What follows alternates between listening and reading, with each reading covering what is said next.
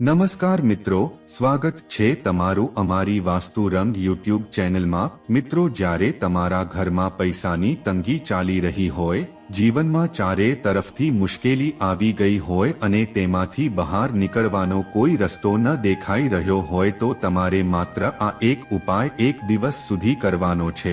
પછી તમે થોડા જ દિવસમાં જોશો કે તમારા જીવનમાં મોટો ચમત્કાર થશે, ધન પ્રાપ્તિના નવા માર્ગ બનશે, જીવનની બધી જ બાધા સમાપ્ત થઈ જાય છે અને તમને સુખ સમૃદ્ધિની પ્રાપ્તિ થાય છે।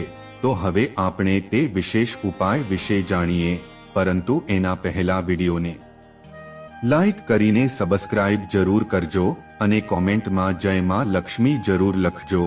જે પણ લોકો આ વિડીયોને અંત સુધી સંભાળશે તો એને માતા લક્ષ્મી તેના જીવનમાં ક્યારે પણ ધનની કમી નહીં થવા દે। મિત્રો, હંમેશા આપણે લોકો જમવાનું થોડું વધારે જ બનાવીએ છીએ, ક્યારેક રોટલી વધી જાય છે તો બીજા દિવસે પરિવારના લોકો વાસી રોટલી નથી ખાતા। જો તમારા ઘરમાં પણ આવું થાય છે તો આ જાણકારી તમારા માટે ખૂબ જ ફાયદાકારક છે। જો તમે પણ એવી રોટલી ખાવ છો તો તમને માલામાલ થતા કોઈ નહીં રોકી શકે। તેની સાથે જ આ વિડીયોમાં આપણે જાણીશું કે કેટલીક એવી ભૂલો કે જેને ઘરમાં મહિલા કરે છે તો આજે જ બંધ કરી દેજો, નકર આખું ઘર નષ્ટ થઈ જશે। મિત્રો, પૂરી જાણકારી માટે આ વિડીયો અને છેલ્લે સુધી જોજો। રસોડામાં આવી ભૂલ ક્યારે ન કરવી જોઈએ। આ ભૂલના કારણે માતા અન્નપૂર્ણા તમારા ઘર પરિવારથી ગુસ્સે થઈ જાય છે। મિત્રો, આવી ભૂલને સૌથી મોટું પાપ માનવામાં આવે છે। પૂરો પરિવાર નષ્ટ થઈ જાય છે, ઘરમાં અનર્થ થઈ જાય છે। વાસ્તુશાસ્ત્ર અનુસાર આ ભૂલને કરવાવાળા નિર્ધન થઈ જાય છે, તેને ગરીબીનો સામનો કરવો પડે છે, આખા પરિવારને તેની ભૂલનું પરિણામ ભોગવવું પડે છે। શાસ્ત્રોમાં સ્પષ્ટ જણાવ્યું છે કે જે ઘરમાં માતા અન્નપૂર્ણાનો વાસ થઈ જાય તો ત્યાં બધા જ દેવી દેવતા એક સાથે નિવાસ કરે છે। આવું કરવાવાળા વ્યક્તિના ઘરમાં અનાજનો ભંડાર અને ધન ભરાયેલું રહે છે। જે પણ વ્યક્તિના રસોડામાં આ ભૂલો થાય છે તો તેને તમે સામાન્ય ના સમજતા અને તેની અવગણના પણ ન કરતા। આનાથી તમારું આખું ઘર નિર્ધન થઈ શકે છે। જો વ્યક્તિ જીવનમાં સફળતા મેળવવા માંગે છે તો તેના માટે સૌથી જરૂરી એ છે કે તેની તબિયત સારી હોવી જોઈએ, અને જો તેની તબિયત સારી હોય તો વ્યક્તિ હંમેશા તેના લક્ષ્યને પ્રાપ્ત કરી શકે છે।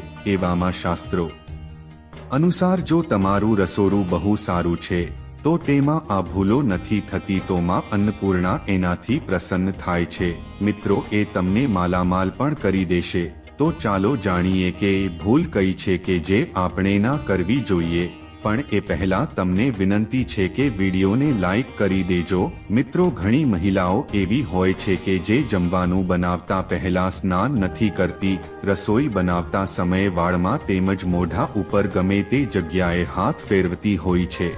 જો એવી રીતે ભોજન બનાવે છે તો એ ભોજન દૂષિત થઈ જાય છે। આવા પ્રકારનું ભોજન કરવાથી ઘર પરિવારમાં બીમારી આવે છે। માતા અન્નપૂર્ણા છે એ નારાજ થઈ જાય છે। આવા ઘરમાં દરિદ્રતાનો વાસ થઈ જાય છે। આવા ઘરમાં રહેવાવાળા વ્યક્તિ છે એ સફળતા પ્રાપ્ત કરી શકતા નથી અને રાહુ કેતુનો પણ ખરાબ પ્રભાવ પડે છે। એટલા માટે આવી ભૂલ ક્યારેય ન કરવી જોઈએ। મિત્રો, હંમેશા ચોખ્ખા હાથે જ ભોજન બનાવવું જોઈએ। આવું કરવાથી માતા અન્નપૂર્ણા છે એ ખૂબ જ પ્રસન્ન થાય છે। મિત્રો, શાસ્ત્રોમાં જણાવ્યું છે કે મહિલાઓ જે જગ્યાએ ભોજન બનાવે છે એ સ્થાન જો સારું ના હોય તો રાહુ કેતુની ખરાબ અસર પડે છે। આવા ઘરમાં કમાવવા વાળા વ્યક્તિ ઉપર ખરાબ અસર પડે છે। આખું ઘર ધીમે ધીમે ગરીબ બનતું જાય છે। એટલા માટે જ રસોઈ ઘર છે એ હંમેશા સ્વસ્થ રાખવું જોઈએ અને ઘરમાં ગંગાજળથી ટકાવ જરૂર કરવો જોઈએ। આવું કરવાથી માતા અન્નપૂર્ણા બહુ પ્રસન્ન થાય છે અને તમને તમારા દરેક કાર્યમાં સફળતા મળશે। એની સાથે જ પરિવારના દરેક સભ્યોને એમના કાર્યમાં સફળતા મળશે।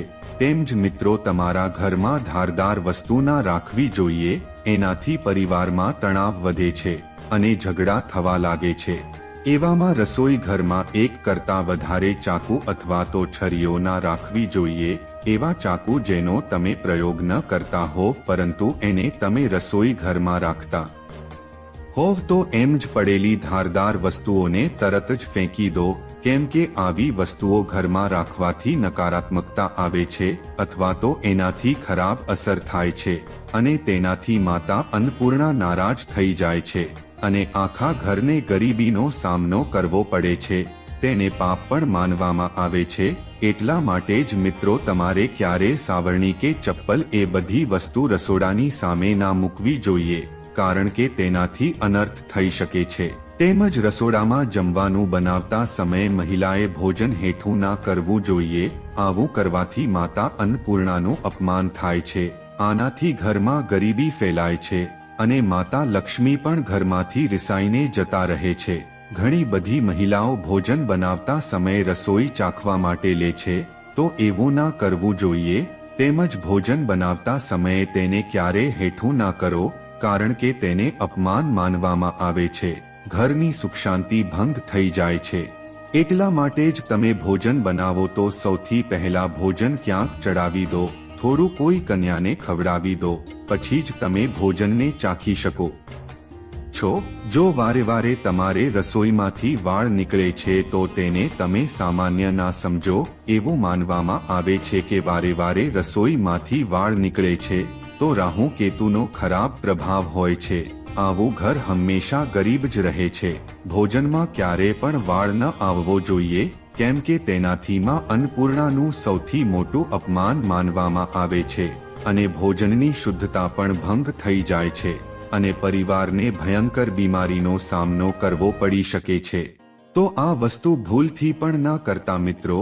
ભોજન બનાવતા સમયે મહિલાઓએ હંમેશા પોતાના વાળ છે એ બાંધીને જ રસોઈ કરવી જોઈએ. મિત્રો, વાસ્તુશાસ્ત્ર અનુસાર કેટલીક વસ્તુઓ એવી છે કે જે રસોઈ ઘરમાં બિલકુલ પણ ના રાખવી જોઈએ. તેને રાખવાથી પરેશાનીમાં વૃદ્ધિ પણ થઈ શકે છે, એટલે કે મિત્રો મુશ્કેલીમાં વધારો થાય છે. ઘણા લોકો રસોડામાં કાચ લગાવે છે, પરંતુ વાસ્તુશાસ્ત્રનું માનીએ તો રસોઈ ઘરમાં કાચ એટલે કે અરીસાનો ઉપયોગ ન કરવો જોઈએ, કેમ કે મિત્રો રસોઈ ઘરમાં ચૂલો એટલે કે ગેસ એ અગ્નિદેવનું સૂચક માનવામાં આવે છે. જો કાચમાં અગ્નિનું પ્રતિબિંબ દેખાય તો ઘરમાં અશુભ માનવામાં આવે છે. એના કારણે ઘરમાં ઝઘડાઓ થાય છે, ઘરની આર્થિક સ્થિતિ પણ ખરાબ થાય છે. તો મિત્રો તમે આ ભૂલ ક્યારે પણ ન કરતા. તેમજ મિત્રો અમુક લોકો છે એ વધેલો લોટ ફ્રીજમાં મૂકી દે છે અને સવારે ફરીથી તેનો પ્રયોગ રોટલી બનાવવા માટે કરે છે. વાસ્તુશાસ્ત્ર પ્રમાણે તે સાચું માનવામાં આવતું નથી. રસોઈ ઘરમાં બાંધેલો લોટ પડ્યો રાખવાથી શનિ અને રાહુનો નકારાત્મક પ્રભાવ પડવા લાગે છે. એ જ કારણથી જીવનમાં અનેક પ્રકારની પરેશાની થવા લાગે છે. તેમજ મિત્રો રસોઈ ઘરમાં કેટલીક વાર તૂટેલા વાસણનો પણ પ્રયોગ કરવામાં આવે છે, તો એ તૂટેલા વાસણ ક્યારે રાખવાના જોઈએ? વાસ્તુશાસ્ત્ર અનુસાર મિત્રો એને માન્યતા આપવામાં આવતી નથી. આનાથી કુટુંબના સભ્યોમાં મતભેદ ઊભો થાય છે. મિત્રો હવે જાણીએ કે વાસી રોટલી ખાવી એ તમારા માટે સારી છે કે ખરાબ. એમાં જોઈએ તો મિત્રો ભોજન જ્યારે વાસી થઈ જાય છે તો આપણે તેને ફેંકી દઈએ છીએ, પણ મિત્રો તમે ક્યારે વિચાર્યું નહીં હોય કે ક્યારેક વાસી ભોજન પણ તમારા માટે સારું નીવડી શકે છે. મિત્રો એમાં આપણે જાણીએ કે વાસી રોટલી તમારા સ્વાસ્થ્ય અને નસીબ ઉપર શું અસર કરે છે. વાસી રોટલી પણ પાચનતંત્ર માટે એક ચમત્કારથી ઓછી નથી. વાસી રોટલીમાં ફાઇબરનું પ્રમાણ વધારે હોય છે અને ફાઇબરનું વધારે પ્રમાણ છે પાચનતંત્રમાં સારું રહે છે, તેમજ કબજિયાતમાંથી રાહત મળી શકે છે. એટલા માટે જ મિત્રો વાસી રોટલી છે તમારા માટે વરદાન રૂપ સાબિત છે, એટલે તેનો ઉપયોગ જરૂર કરજો. તેમજ વાસ્તુશાસ્ત્રનું માનીએ તો ભોજન છે એ તાજું જ ખાવું જોઈએ, પણ જ્યાં સુધી ખાવા લાયક હોય ત્યાં સુધી તો તેને ફેંકવું ન જોઈએ, કેમ કે તે ભોજનનું અપમાન છે. જે વ્યક્તિ વાસી ભોજનને ફેંકતા નથી અને તેને ગ્રહણ કરીને સન્માન આપે છે તો એવા વ્યક્તિ ઉપર માતા અન્નપૂર્ણા હંમેશા પ્રસન્ન રહે છે. પરંતુ મિત્રો તેમાં એક વાતનું આપણે ધ્યાન રાખવું ખૂબ જ જરૂરી છે. વાસી રોટલી તમે જ્યારે પણ ખાઓ છો કે નાના બાળકોને આપો તો તેને પહેલા સારી રીતે ચેક જરૂર કરી લો. કારણ કે મિત્રો તે ખરાબ થઈ ગઈ હોય તો તેને ના આપવી જોઈએ, નકર તમારું સ્વાસ્થ્ય પણ બગડી શકે છે। હવે મિત્રો વાસી રોટલીનો ઉપાય જાણીએ।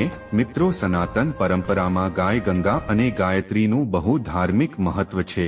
મિત્રો એવી માન્યતા છે કે ગાય માતાના શરીર ઉપર 33 કરોડ દેવી દેવતાનો વાસ હોય છે। ગાય માતાની પૂજા કરવા વાળા જાતક ઉપર આ બધા જ દેવી દેવતાની કૃપા વરસે છે। ગાય સેવાથી આ જન્મના અને પૂર્વ જન્મના દોષ છે એ દૂર થઈ જાય છે। દરેક સવારે જ્યારે તમારા ઘરમાં ભોજન બનાવવાની શરૂઆત થાય તો સૌથી પહેલી બનાવેલી રોટલી છે એ ગાય માતાના નામે લઈ લેજો અને મિત્રો ભોજન કરતા પહેલા ગાય માતાને આ રોટલી ખવડાવી દેજો। જો શક્ય હોય તો કાળી ગાયને ખવડાવજો અને ગાય માટે તાજી રોટલી જ બનાવજો। તેમજ ગાયને ક્યારે પણ વાસી રોટલી આપવી જોઈએ નહીં, તેનાથી ઘરમાં નકારાત્મક ઉર્જા છે આવી જાય છે અને જે પણ તમારા કામ થવાના હશે તે કામ થશે નહીં અને તે બધા કામ અધૂરા જ રહેશે। મિત્રો એનાથી તમારા ઘરમાં હંમેશા ગરીબી અને દરિદ્રતા જ રહેશે। તેમ જ મિત્રો સડેલી વસ્તુઓ લઈને ખવડાવવી ન જોઈએ। ઘરમાં કોઈ ફળ હોય કે શાકભાજી હોય તે ખરાબ થઈ જાય તો તે લોકો ગાયને ખવડાવી દે છે, તો આવું ન કરવું જોઈએ। મિત્રો જો તમે આવું કરશો તો તમે પાપના ભાગીદાર બની જશો। સડેલી વસ્તુઓ તમે ગાયને ના ખવડાવતા, તેની સાથે જ લોટના 10 ગોળિયા બનાવીને તેની ઉપર હળદર લગાવી દેજો અને ત્યાર પછી ગાયને ખવડાવી દેજો। દરેક ગોળી ખવડાવતા સમયે ગાયના શિંગડા ઉપર હાથ ફેરવજો તથા તેના માથા ઉપર પણ હાથ ફેરવો। આવું કરવાથી તમારા બધા જ કાર્યો થવા લાગશે।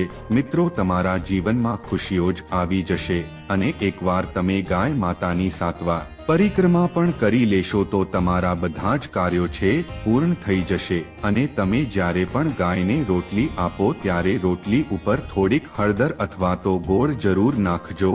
મિત્રો ગાયને ક્યારે પણ સૂકી રોટલી ખવડાવી જોઈએ નહીં, રોટલી ઉપર કંઈક ને કંઈક રાખીને જ ખવડાવજો। આટલું કરવાથી તમારા જીવનના તમામ દુઃખ દર્દ છે પૂરા થઈ જશે। તો જો મિત્રો તમને આ જાણકારી ગમી હોય તો વિડીયોને લાઈક કરી દેજો અને આ ચેનલને સબસ્ક્રાઇબ પણ કરી દેજો। ધન્યવાદ મિત્રો।